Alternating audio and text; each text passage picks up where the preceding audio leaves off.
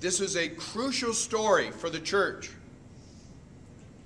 that has been kicked out of the synagogue.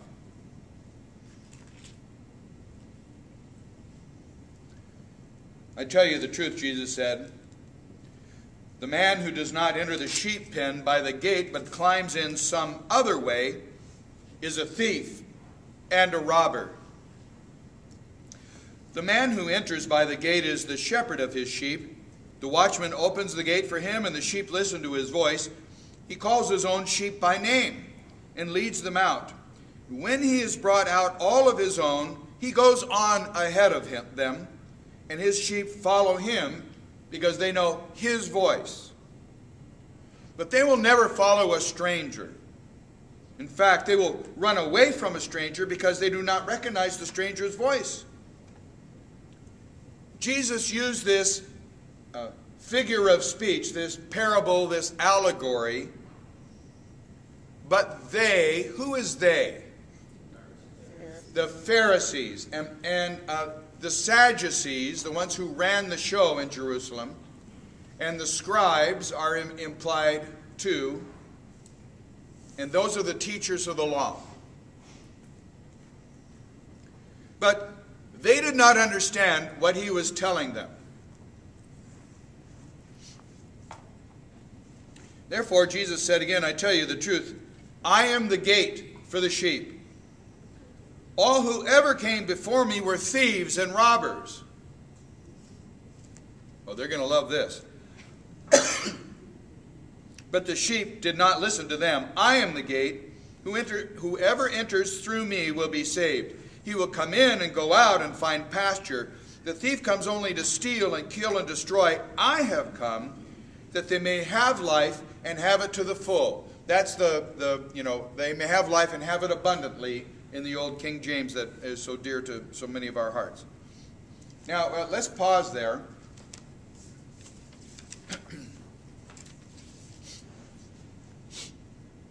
Whose voice did the blind man listen to?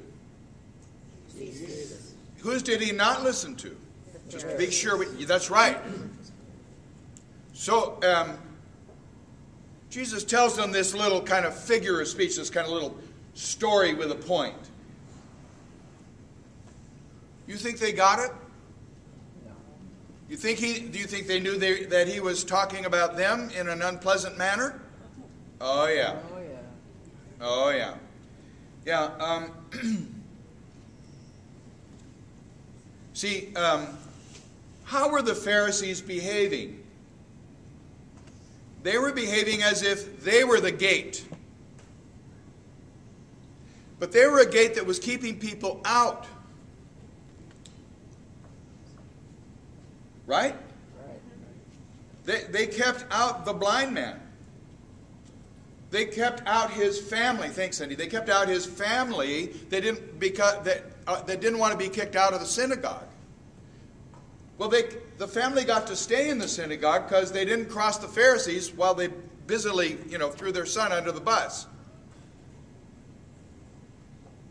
But they were still keeping the family away from God, away from what God was doing. They were a gate, all right, but they were a closed gate. As we'll see in a bit, they were the gate that kept the tax collectors and other sinners out in Luke 15. They are the gate who kept out anyone who believed in Jesus. And the thing is, the problem here, they don't get what he is telling them, not because it's an intellectual issue. Would you please explain that further, Jesus? We didn't quite get it.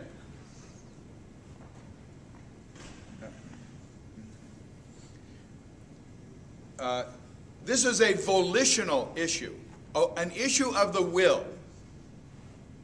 They cannot possibly get what Jesus is saying without admitting that they need to change. The biggest problem about Jesus in the world is that the world cannot admit that Jesus is the reason for the season without admitting it needs to change. That's the problem. Nobody minds a baby in a manger. It's the idea that there really is one God who came in that person, Jesus of Nazareth, born that year.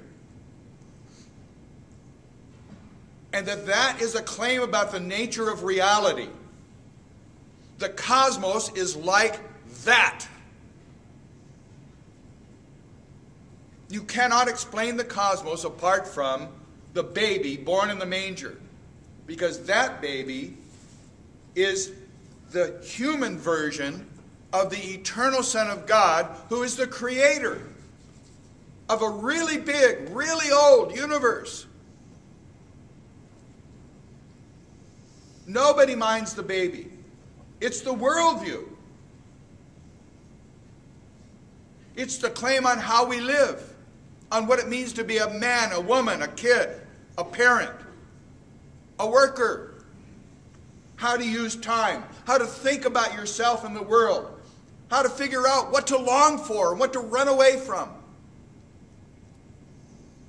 To acknowledge that Jesus heals the man born blind and that he is worthy of worship is to acknowledge that you have to change.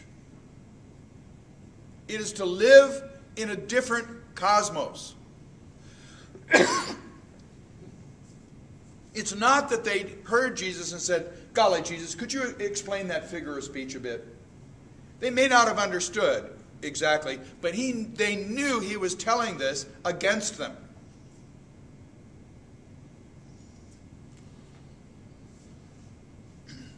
Everything for them is confronted by his healing the man born blind and by insisting to them that he ought to be judged by his works.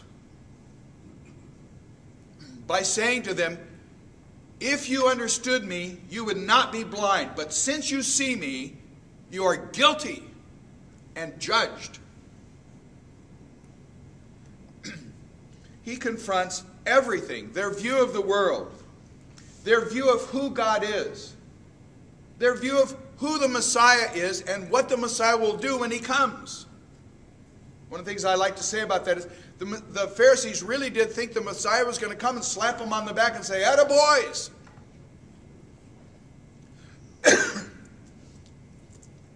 We're just alike, you guys and me.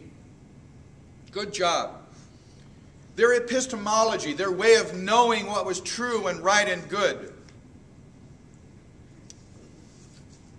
There is a natural epistemology in America and the Western world that says everything has to be explained by natural causes through human experience and human reason. And the truth is, you can explain lots of things that are really good to know. That's the way we got to the moon and back. Our epistemology is, you cannot understand the universe or yourself without knowing the one who made you.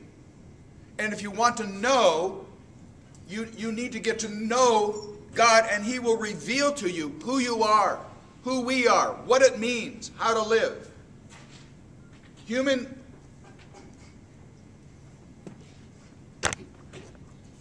In light of the one and only Son come from the Father, the creator of the universe, human observation and reason is really nice. But it's sissy stuff. That's what postmodernity is all about. The hubris, the arrogance of those who want to reduce everything to the certainty that what we see and how we talk about it will define what truth is, what really is. People who don't believe in Jesus have said, "Get off it. That's just too arrogant. And it's not even true." Now the postmoderns have their problems with epistemology too. Because what they have basically said is, there is nothing that's true, that's knowable by you.